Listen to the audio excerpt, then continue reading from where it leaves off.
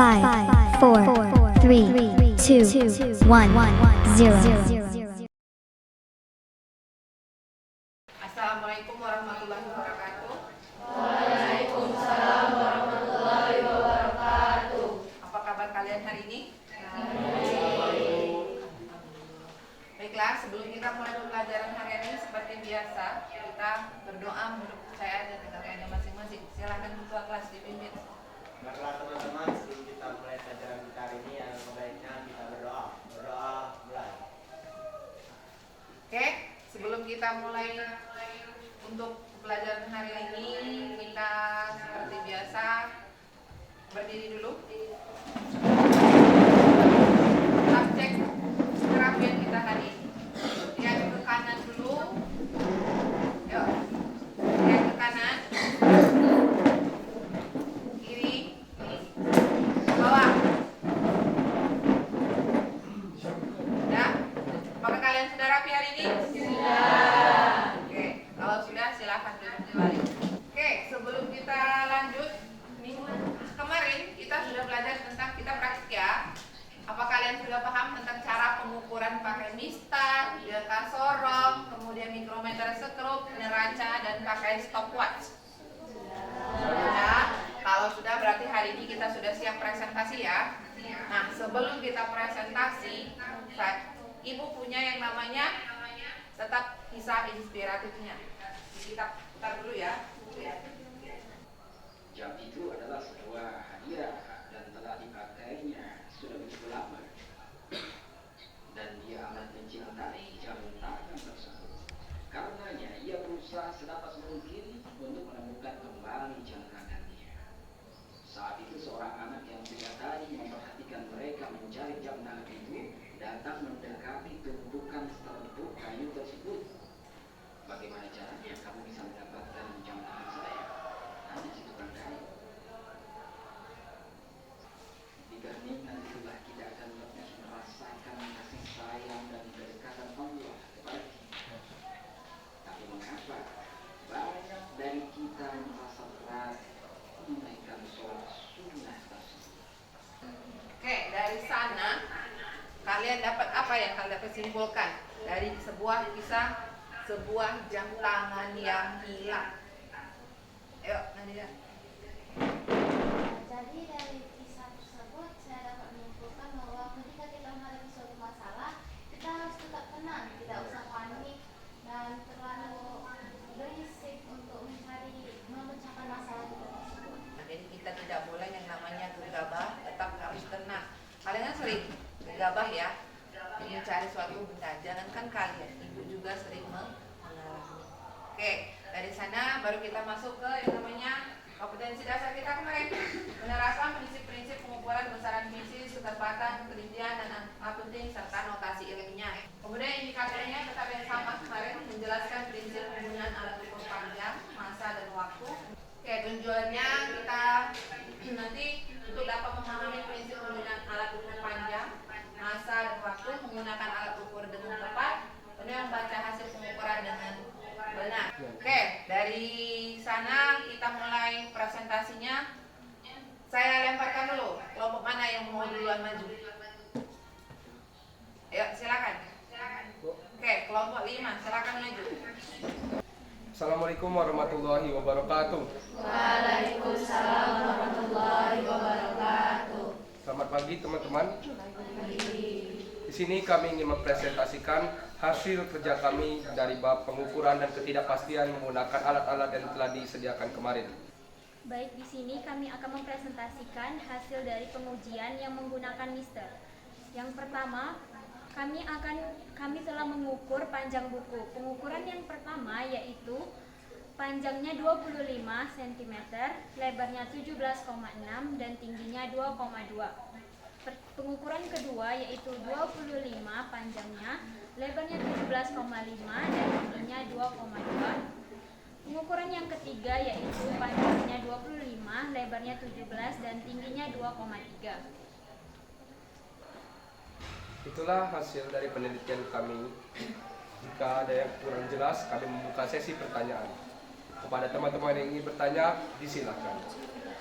Pertanyaannya, alat apa saja yang kalian ketahui yang digunakan untuk mengukur besaran waktu selain stopwatch? Baik teman-teman, mohon perhatiannya sebentar karena kami ingin menjawab pertanyaan dari teman-teman. Baik, untuk kelompok 1, mohon diperhatikan. Silakan. Baik, saya akan menjawab pertanyaan dari Alfia. Apa saja alat yang digunakan untuk mengukur besaran waktu selain stopwatch? Selain stopwatch, untuk mengukur besaran waktu, kita juga bisa menggunakan arloji. Apa sih arloji itu? Arloji itu jam tangan umumnya memiliki ketelitian 1 detik. Yang kedua, waktu elektronik. Waktu elektronik penunjukannya mencapai ketelitian 1/1000 detik. Yang ketiga, jam atau atom Celcius. Dibuat 1 detik tiap 300 tahun. Artinya, kesalahan pengukuran jam ini kira-kira 1 detik dalam ukuran waktu 3000 tahun. Fatima dari kelompok 6, saya ingin memberikan kritik dan saran untuk kelompok 5. Kritik saya dan saran, seharusnya sebelum kalian maju untuk presentasi, sebaiknya kalian benar-benar mempersiapkannya terlebih dahulu dengan matang sehingga pada saat maju kalian tidak ada berbisik-bisik lagi padahal teman kalian sedang menjelaskan. Terus sebelum menjawab pertanyaan, untuk di presentasi berikutnya saya harap kalian dalam pengucapannya tidak terbata-bata sehingga lebih jelas dalam penjawabannya. Terima kasih. Wassalamualaikum warahmatullahi wabarakatuh. Waalaikumsalam. Terima kasih atas kritik sarannya dari kelompok 6. Insya Allah kami akan lebih baik untuk kedepannya. Baik, masih ada yang ingin memberikan kritik, saran atau masukan lainnya? Tidak ada? Baik, kami akhiri. Terima kasih atas perhatiannya. Wabillahi taufiq wal hidayah. Wassalamualaikum warahmatullahi wabarakatuh. Assalamualaikum warahmatullahi wabarakatuh. Waalaikumsalam warahmatullahi wabarakatuh. Selamat pagi teman-teman semua. Pagi. Apa kabar hari ini? Baik. Semoga kita selalu dalam lindungan yang Maha Kuasa. Pada kesempatan kali ini kami akan mempresentasikan hasil kerja kami tentang pengukuran. Berdasarkan data ketidakpastian mutlak dan persentase ketidakpastian relatif masing-masing besaran yang diukur, bagaimana ketelitian dan ketetapan pengukuran yang telah kamu lakukan? Ketetapan yang kami lakukan sesuai dengan hasil pengukuran yang kami hasilkan. Berikutnya, berdasarkan hasil pengukuran yang telah kamu lakukan, apakah terjadi perbedaan hasil selama 3 kali pengukuran? Tidak ada terjadi perbedaan hasil selama 3 kali pengukuran. Jelaskan mengapa pada saat melakukan pengukuran diperlukan ketidakpastian mutlak dan presentasi ketidakpastian relatif agar kita dapat mengetahui keakuratan dari benda yang kita ukur. Kesimpulan berdasarkan hasil diskusi yang telah kami lakukan yaitu untuk mengukur besaran panjang kita bisa menggunakan mistar, jangka sorong, dan mikrometroskop, namun yang paling teliti adalah mikrometroskop. Sedangkan untuk besaran massa kita dapat menggunakan kaca House dan untuk kebesaran waktu bisa menggunakan stopwatch. Baik, itulah penjelasan materi dari kelompok kami. Untuk teman-teman dari kelompok yang ingin bertanya, dipersilakan. Pertanyaan saya, apakah angka penting berpengaruh dalam pengukuran? Dan jelaskan mengapa. Baiklah, kami akan menjawab pertanyaan dari kelompok yang bertanya tadi. Untuk pertanyaan dari kelompok 1 akan dijawab oleh saudari Nazwa. Apakah angka penting berpengaruh dalam pengukuran? Berpengaruh, karena semakin banyak angka penting, maka semakin teliti juga ukur yang digunakan. Baik, terima kasih kepada kelompok yang sudah bertanya. Selanjutnya kami akan membuka sesi kritik dan saran. Untuk teman-teman yang ingin meluangkan kritik dan saran, disilakan.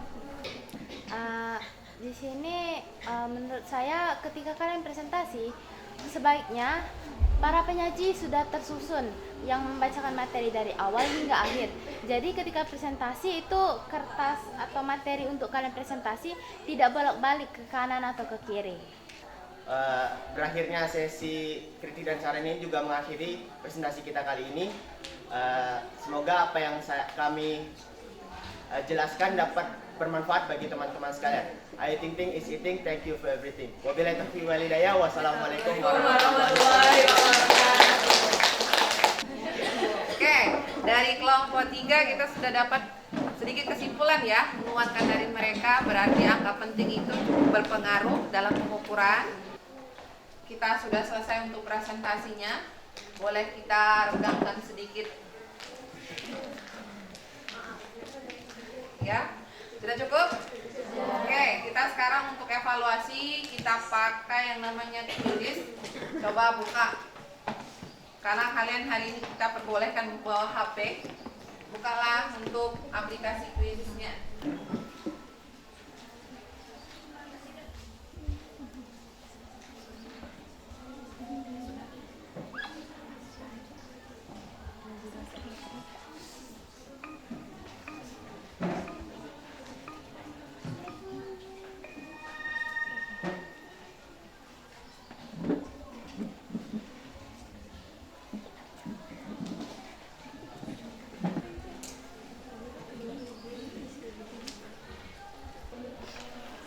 Pusing kepala.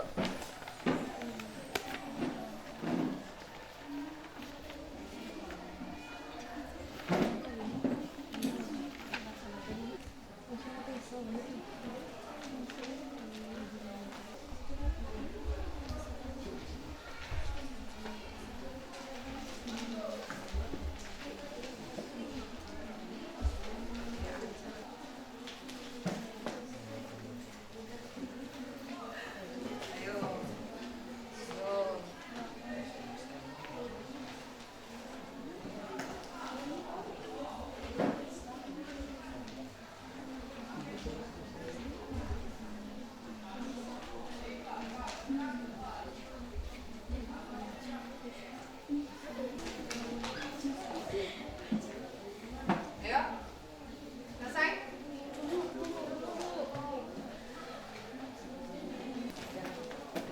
Oke, kalau sudah selesai, ini Ibu ada penilaian diri untuk kalian.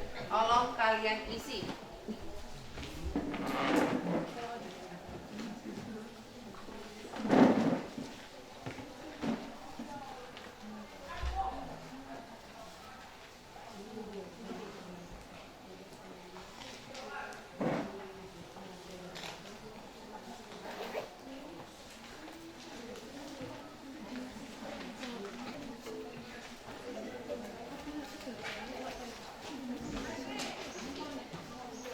Semuanya diisi. Jangan lupa nama ya. Siap, Bu.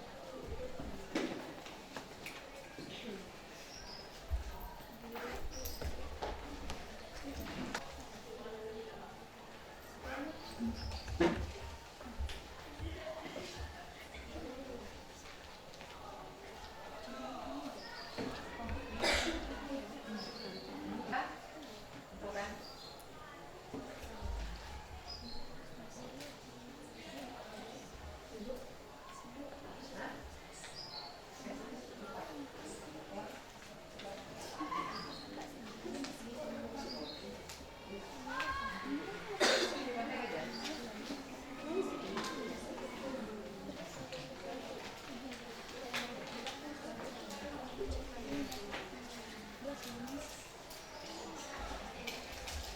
Sudah semuanya?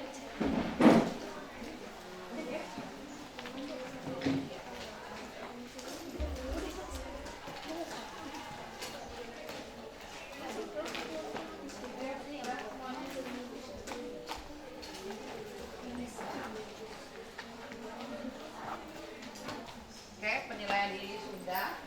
Berarti pembelajaran kita hari ini sudah selesai tentang pengukuran. Kita dapat menyimpulkan. Apa yang dapat kita simpulkan adalah alat ukur.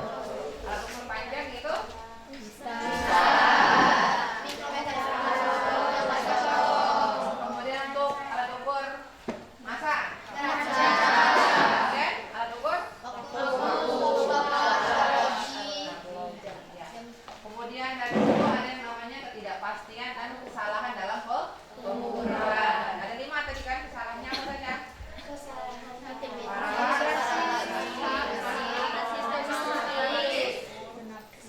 Salah penafsiran dan kesalahan titik nol. Oke, dari situ kita membuat kesimpulan.